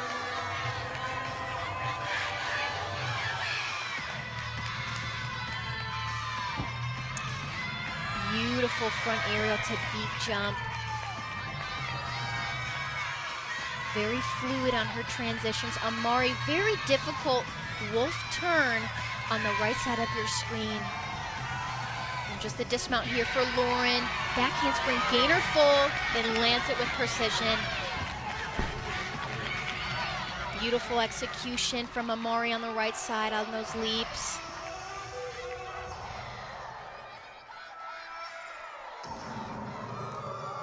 And a statement has been made. What a performance from the LSU Tigers. It's a great problem to have, but at the same time, I do not envy Jay Clark setting this floor lineup. What a competition it must be throughout the week. Sometimes it takes care of itself, and sometimes it's really tough to figure out your six. And what a stick from Sophie on the BYU team on the vault. That was a 9.95 start value, and she just drilled it down to the floor with no question. Taylor DeVries for Oregon State, right side. Very elegant in this bar routine. A little shy from that handstand on that high bar. Double layout as a dismount. And just a hop backwards and a little stutter step that I saw right there. But very clean execution throughout that bar routine from her. Door might be open just a little bit here, Anastasia, with Lauren Pearl's score at 9-7. In a perfect world, that would be dropped for Minnesota. It's getting close here. But the scores right now for BYU, 9-6-7-5 and 9-7-5. Sarah does hold on to that landing. Very difficult to be performing and anchoring on, ending on the beam rotation in this pressure situation.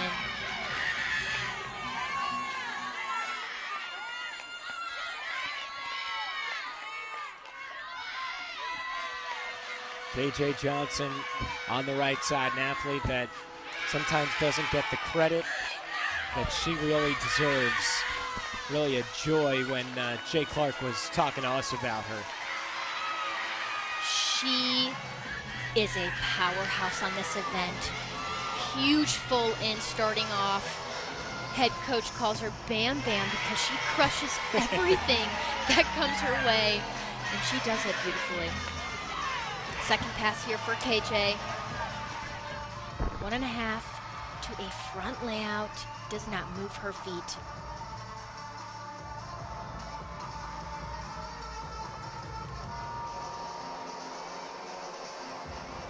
sky high here. Look at this. Wow. Taking off and landing the same position. Judges are looking for that. BYU did get a great vault from Dudley with a 9.85. What can Jorgensen do? Getting towards the end of their night. Another Yurchenko full onto the table with a pike off on that left side, and KJ Johnson finishes it off with a statement on that double tuck. Wow, talk about flexibility as well. She is the full package. Great job from KJ Johnson. Yeah, Bam Bam smashed right there. KJ following up a couple of 9.9s from the freshmen McLean and Drayton. And so it is looking more and more as LSU and Minnesota continue to pour it on. Like, those are the two teams that will join Arkansas and Kentucky on Saturday night. Gianna Gertis now, a 9.775 came in for Morale.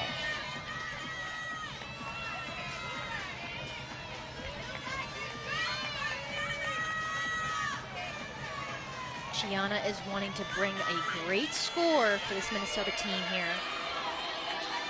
And she's finishing her all-around night as well. At the moment, the scores for Gertis, a 9.875 and a 9.825, along with a 9.925 on floor. Jennifer just hitting that last handstand.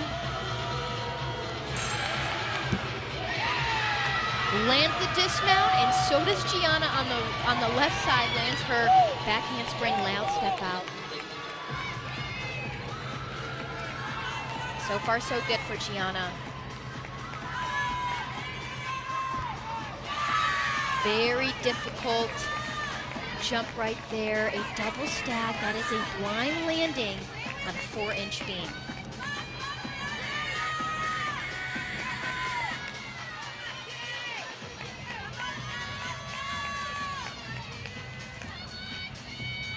Just a dismount here for Gianna. Back handspring, gainer full, and just a step backwards on that landing, but way to bring the confidence for this Minnesota team.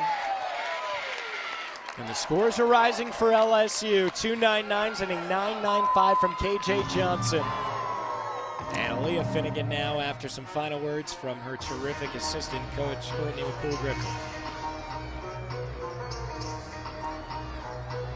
Aaliyah Finnegan is so impressive. Talking to head coach, he has to watch her numbers because she is Arabian beautiful.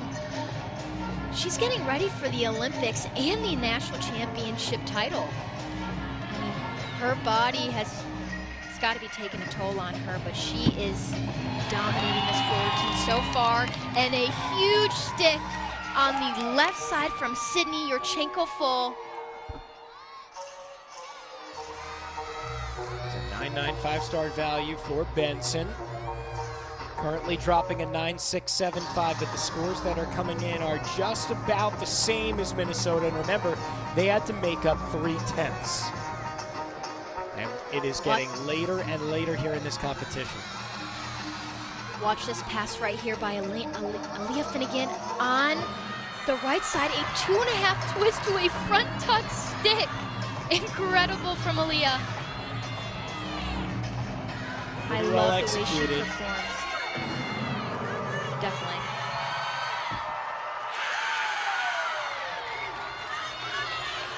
Katie Horak can basically cement Minnesota's inclusion into this regional final on Saturday with a good routine here.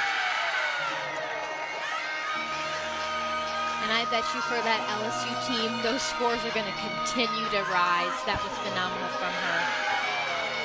Katie holding on to that landing. Very difficult back layout step out. She is rock solid on this beam routine so far. Back handspring gainer full and ends it with a statement. That's a big one for Horak there. Sage Thompson on the right side, the all-arounder for Oregon State, finishing out her night. Just Jade Carey still to come after this dismount. Just the dismount here. landed it with a perfect stick, and the excitement is real. Getting excited for the anchor, Jake Carey, coming up. And the anchor for BYU, left side of your screen on vault, Kylie Equinto. Last hope, last opportunity to put a great score on the board. Now here for the Cougs. Let's see if she can do it. Yurchenko, huge. Full, very clean in the air. And Aaliyah Finnegan score just popped up. Look at it, bottom right side of your screen. It is a 10. Finnegan's 7th all time, and that is her 5th on floor.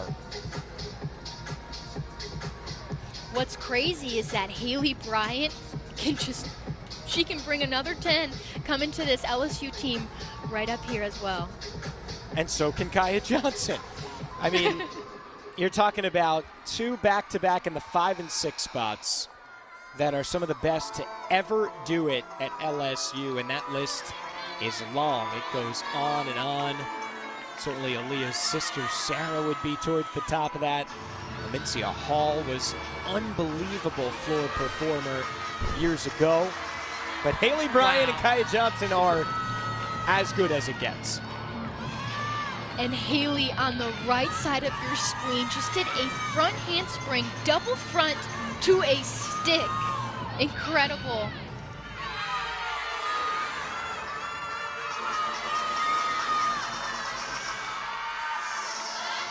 Ella on the balance beam here on your left side, back handspring, loud step out, solid. Haley Bryant playing with the crowd. She has artistry and grace. She is also the full package.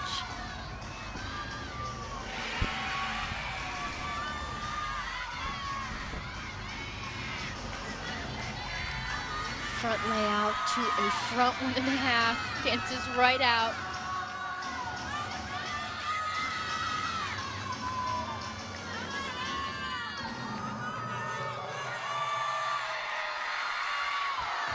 And Ella, while the crowd is going wild, she tries to hold on to that landing, but Alex, I don't know if Haley can do it any better than that. We may see another 10 from this LSU team.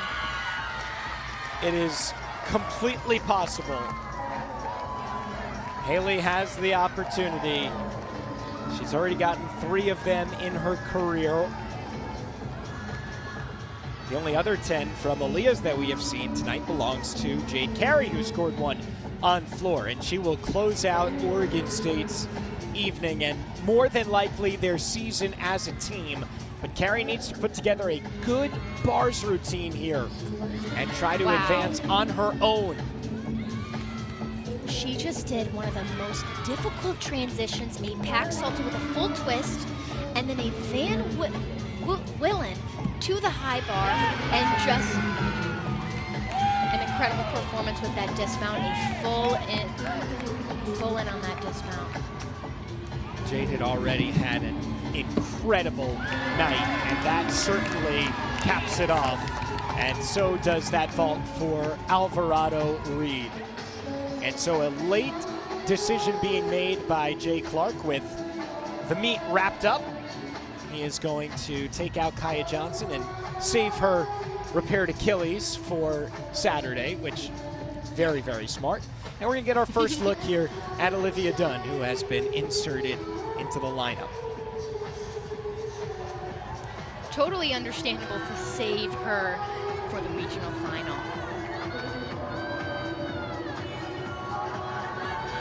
Olivia is someone who has really embraced this team, obviously lives her life in an incredible spotlight. It's been absolutely crazy with the type of attention that she gets.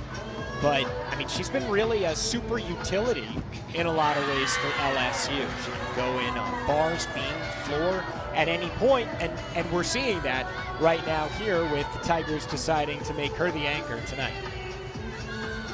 Very difficult triple series from Adriana Pop. And here comes Olivia Dunn on the floor exercise.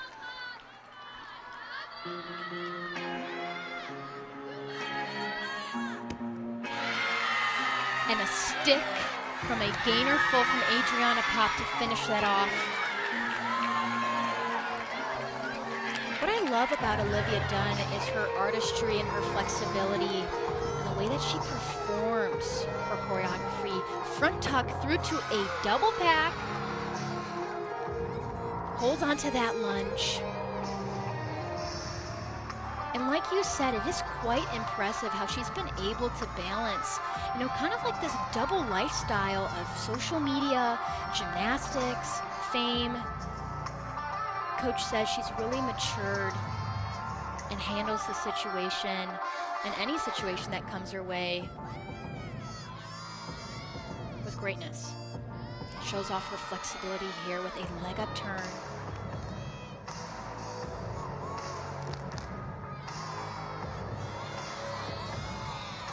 What a moment for her to shine on this event in the anchor spot.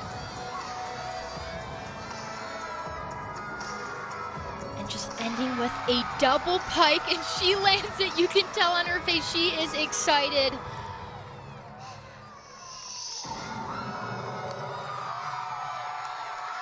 What a performance from Olivia. Olivia gets the call out of the bullpen at the final hour and absolutely delivers for LSU, though they already have put together the second highest score that we have seen throughout regionals so far.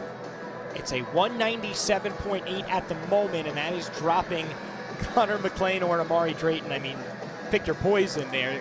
One of the 9-9s going away, but we'll see if Olivia Dunn's score bests that, or if it's Dunn's score that will be dropped.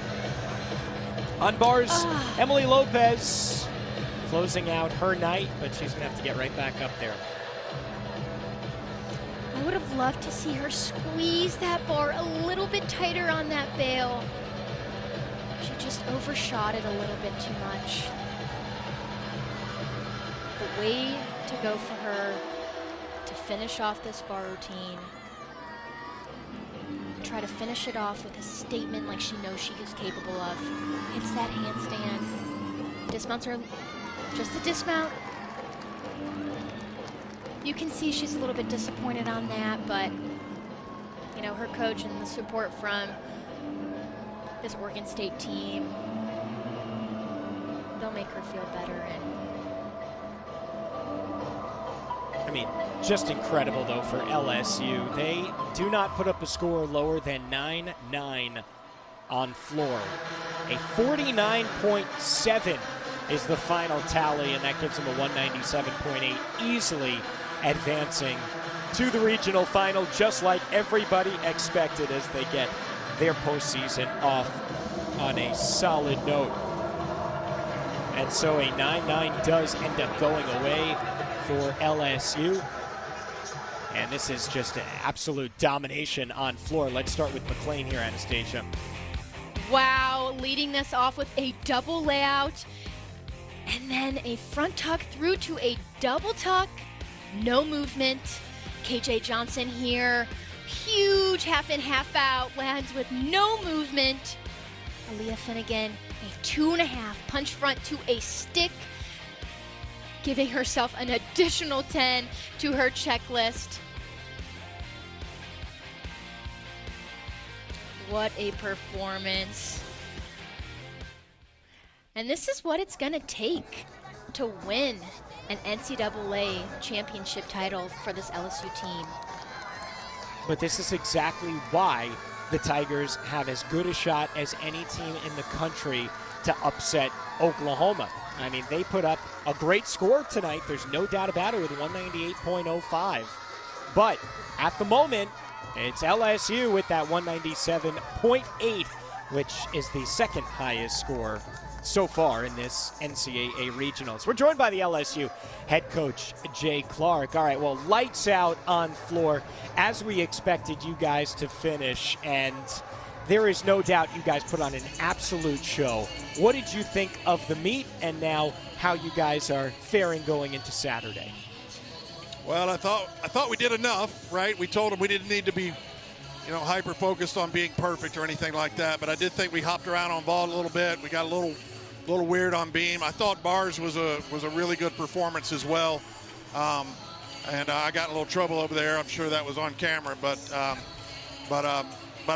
floor is kind of our hallmark. We've got a great floor routine. Courtney does a great job. We got great kids that can tumble and land and perform. And so I knew if they could finish off on that event, it would kind of propel them into the next day. They needed to recapture some momentum that we lost over there on balance beam just a little bit. But very pleased. Look, man, the whole thing is just get here and get to the next day right now.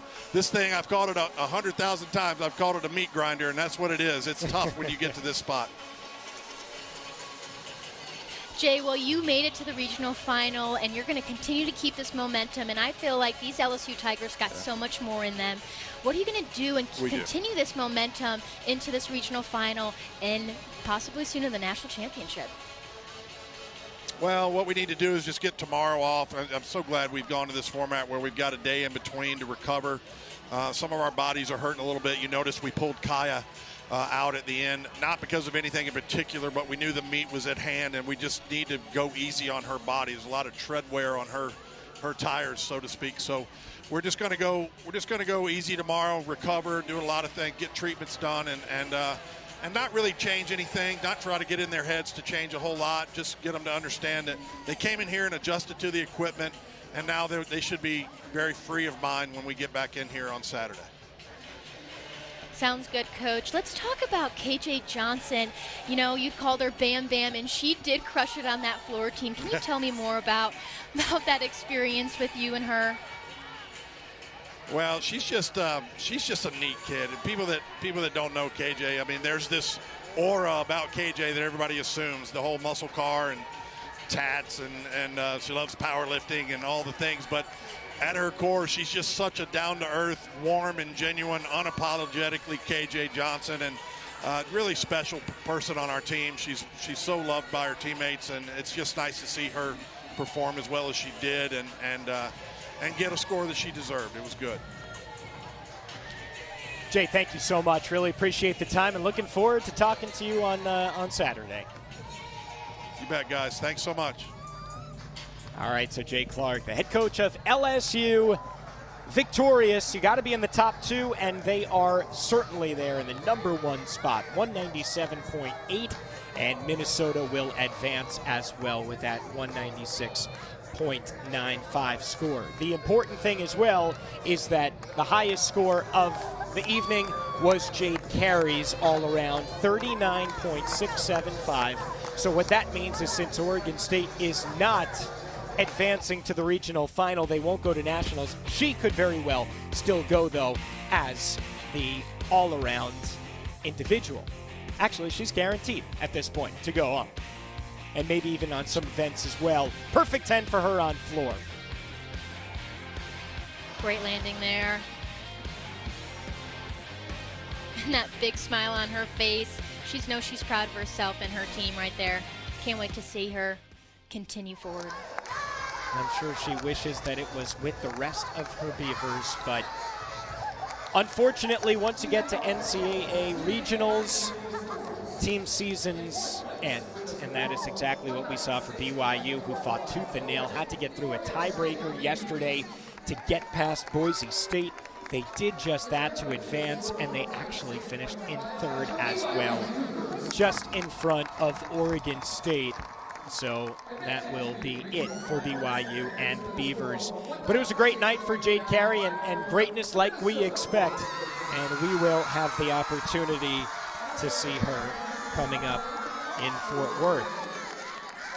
Alex and Anastasia back with you one final time. Anastasia, what are your final thoughts on a really great 2 sessions of gymnastics here in Fayetteville? Well, we saw some great gymnastics here in session 1 and session 2, but that's not all. We're going to be watching the regional final in a couple of days, and I'm excited. It's going to be a battle. The top 2 are going to qualify to the national championship, and it'll be, a mind-blowing experience, and I can't wait to watch some greatness again.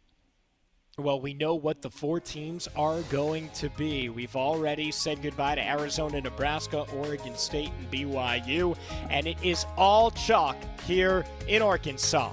All the seeded teams advancing. Kentucky, the Gymbacks, LSU, and Minnesota, 3 of the 4 teams from the SEC, and you can watch that one with us right back here on Saturday at 6 Eastern Time on ESPN+. After the second session, it's LSU and Minnesota. They are moving on with a chance to get to Fort Worth. For our fantastic crew with Anastasia Webb, thank you so much for joining us all day long. Alex Perlman saying so long from Arkansas.